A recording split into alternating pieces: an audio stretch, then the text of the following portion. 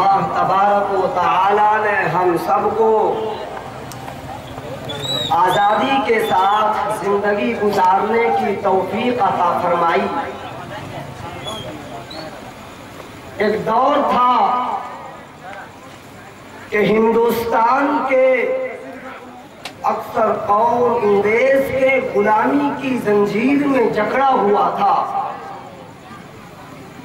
ایسے وقت میں علماء کرام کھڑے ہوئے اور انہوں نے اپنی جان و مال کی قربانی دے کر ہندوستان کو آزاد کرایا۔ یہ ہندوستان میں رہنے والے ہر قوم کے لیے ایک بہت بڑی نعمت ہے۔ یہ در حقیقت اس ملک کی آزادی کا نتیجہ ہے۔ میں آپ حضرات کے سامنے ایک بات عرض کر دینا مناسب بلکہ ضروری سمجھتا ہوں کہ ہندوستان کے اندر رہنے والے اکثریت اور اقلیت کی افراد جس طرح یہ سمجھتی ہے کہ ہندوستان کی تاریخ سن 1857 سے مرتب ہوتی ہے، وہی فکر، وہی خیال اور وہی نظریات آج ہمارے مسلمان بھائیوں کا ہے۔ دوستو، آپ اپنی تاریخ سے ناآشنا ہیں، آپ اپنی بزرگوں کی ان قربانیوں سے ناواقف ہیں۔ جنگ آزادی کی تاریخ سن 1857 سے نہیں ہے۔ اگر اس کو سمیٹا جائے اور تاریخ کے حوالے سے اگر بات کہی جائے تو سن 1799 میں جب سلطان ٹیپو شہید رحمت اللہ علیہ سرنگا پٹنم میں ایسٹ انڈیا کمپنی کے خلاف لڑتے ہوئے انہوں نے جام شہادت نوش کیا تھا اور ان کے خون میں لتڑے ہوئے لاش کے اوپر انگریز فوجی نے کھڑے ہو کر یہ بات کہی تھی کہ آج سے یہ ملک ہندوستان ہمارا ہے۔ جنگ آزادی کی تاریخ وہاں سے شروع ہوا۔ انگریز اس خمار میں کہ اب کوئی طاقت ہمارا مقابلہ کرنے والی، ہمارے پنجے میں پنجہ ڈالنے والی نہیں ہے، چھوٹے چھوٹے نوابین کو سر قلم کرنے کے بعد دہلی کے اندر 1803 کے اندر انگریز نے اعلان کیا کہ آج سے یہ ملک ہندوستان ہمارا ہے۔ جب انہوں نے یہ اعلان کیا اس وقت اس ملک کے سب سے بڑے عالم دین، خدا رسیدہ بزرگ حضرت شاہ ولی اللہ صاحب محدث دہلوی رحمت اللہ علیہ کے بڑے بیٹے حضرت شاہ عبدالعزیز صاحب محدث دہلوی رحمت اللہ علیہ نے یہ بات کہی کہ آج یہ ملک غلام ہو گیا، اس لیے اب ہر مسلمان پر اس ملک کے آزادی کے لیے جہاد کرنا فرض ہے۔ یہ وہ اعلان تھا اور ایسا اعلان تھا اور ایسے وقت میں اعلان تھا کہ اس عالم دین کے علاوہ کوئی ممالک لازمی ہندوستان کے اندر ایسا نہیں تھا جو اس ایسٹ انڈیا کمپنی کے مقابلے میں اپنی زبان سے آزادی وطن کے جہاد کے لیے نعرے کو بلند کر سکے۔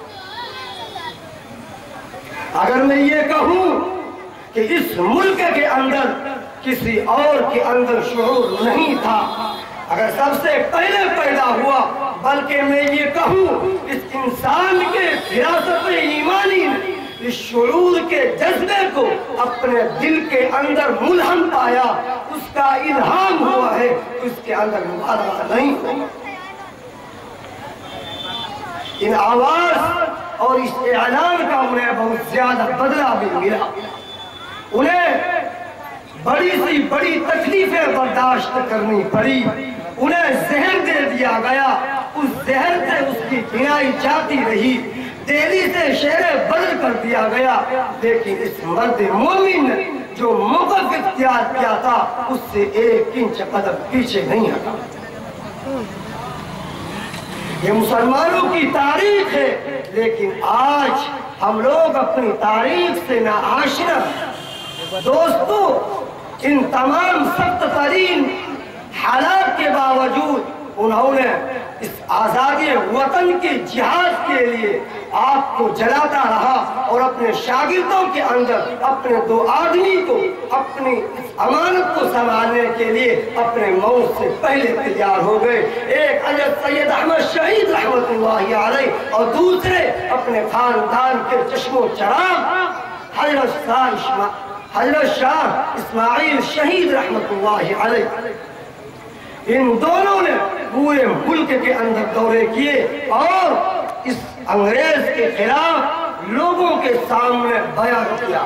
چنانچہ 1831 کے اندر بالا کوٹ کے میدان میں ان دونوں صاحبان کے ساتھ ہزاروں مسلمانوں نے سب سے پہلے آزادی وطن کے لیے قربانی کی۔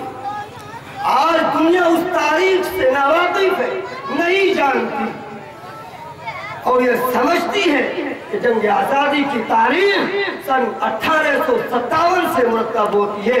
نہیں، یہ غلط ہے، یہ تو دوسرا جہاد آزادی ہے۔ پہلا جہاد آزادی جس میں مسلمان نہیں بلکہ صرف علماء ہے، اور علماء کے اندر بھی جو بالکل چوٹی کے لوگ تھے ان کا سب سے پہلے زیادہ آزادی ہے۔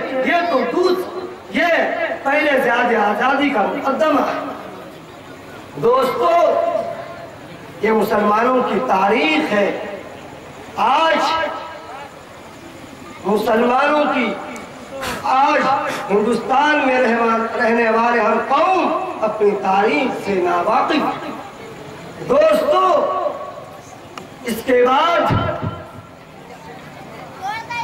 اس جہاد کے اندر بھی ناکامی ہوئی اور وہ لوگ پیچھے نہیں ہٹے بلکہ آزادی وطن کے لیے آگ کو جلاتا رہا، اور 26-27 سال لگے ہیں، اور 26-27 سال تک آگ جلانے کے بعد سن 1857 کے اندر دوسرا جہاد آزادی ہے۔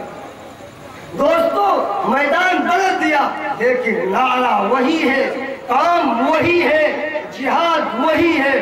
اس جہاد کے اندر ہندو اور مسلم دونوں شریک ہیں۔ اس جہاد کے اندر مسلمانوں نے بھی قربانی پیش کی اور ہندوؤں نے بھی قربانی پیش کی۔ تاریخ اٹھائیے اور دیکھیے، تاریخ لکھنے والا لکھتا ہے کہ اس جہاد کے اندر 34 یا 35 ہزار علماء کرام کو شہید کیا گیا۔ میں اس تفصیل میں نہیں جانا چاہتا۔ اس جہاد کے اندر بھی ناکامی ہوئی، لیکن اس جہاد کے ناکامی کے بعد بھی چین سے نہیں بیٹھے بلکہ ملک کے اندر دورہ کرتے رہے، اور تیسرے جہاد آزادی کے لیے وہ لوگ تیاری شروع کر دے۔ کچھ لوگ چھپ گئے تھے، چھپے اس لیے نہیں تھے کہ اپنی جان کو قربان کرنے کے لیے وہ لوگ چھپے تھے، بلکہ اس لیے چھپے تھے کہ تاکہ تیسرے جہاد آزادی کے لیے تیاری کریں۔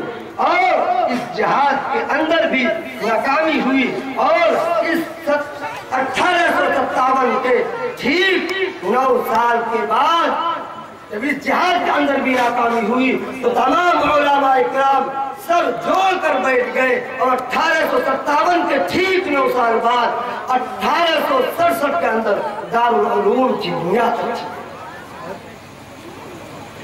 یہ وقت تھا کہ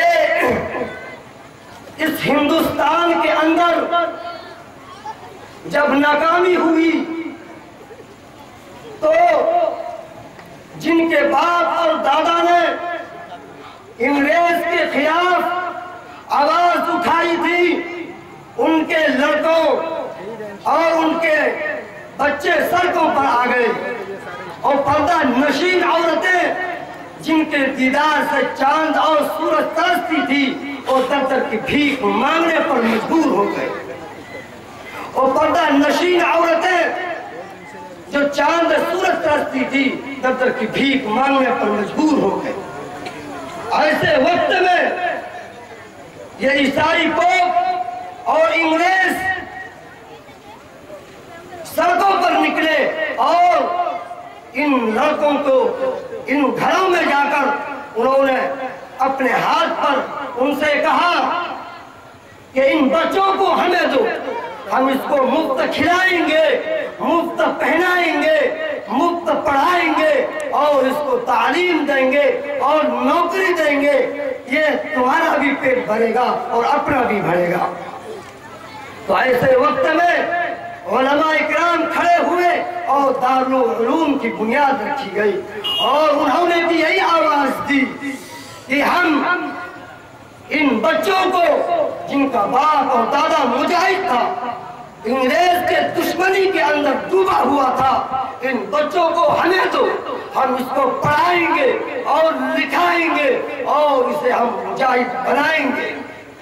چنانچہ دارالعلوم کی بنیاد رکھی گئی، اور آج دارالعلوم ایک نہیں بلکہ آج اس ہندوستان ہی نہیں بلکہ آج آپ دیکھیں گے ہزاروں لاکھوں مکتب المدرسوں کی شکل میں اسی کی شاخیں موجود ہیں۔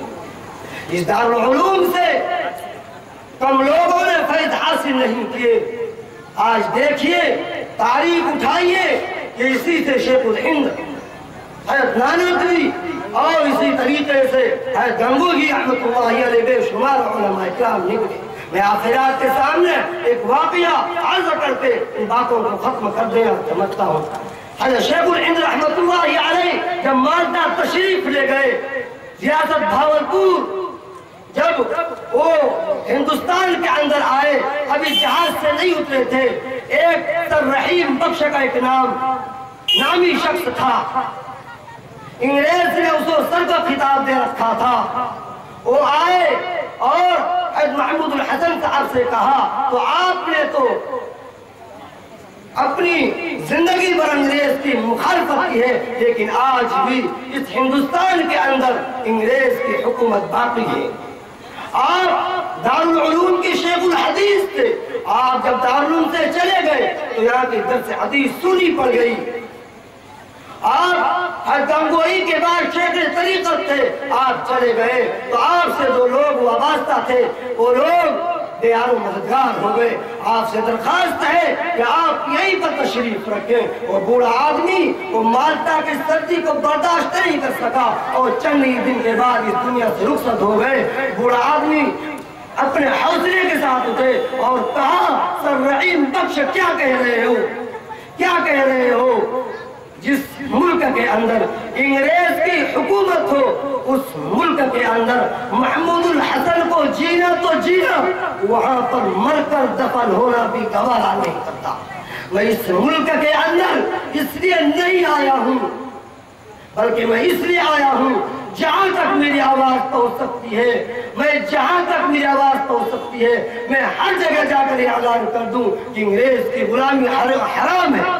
یہی نہیں بلکہ کہنے لگے کہ اگر میں بوڑھا ہو گیا، میرے گھٹنے کے اندر طاقت نہیں رہی، میں اپنے شاگردوں کو کہوں گا اور میں اپنے چارپائی پر لیٹ جاؤں گا اور کہوں گا کہ جاؤ، جہاں تک یہ طاقت ہو مجھے لے کر چلو، تاکہ میں ہر جگہ یہ اعلان کر دوں کہ انگریز کی غلامی حرام ہے۔ یہ علماء کی قربانی ہے، اکابرین کی قربانی ہے، یہ دارالعلوم کی قربانی ہے، جو آج ہم لوگ اور دنیا کے اندر تمام لوگ اپنے اسلام اور اپنے قرآن اور اپنے اسلامی تشخص کے ساتھ باقی ہے۔ اگر ایسا نہیں ہوتا تو آج ہم لوگ اس طریقے سے اپنے ٹوپی داڑھی کرتوں میں نظر نہیں آتے۔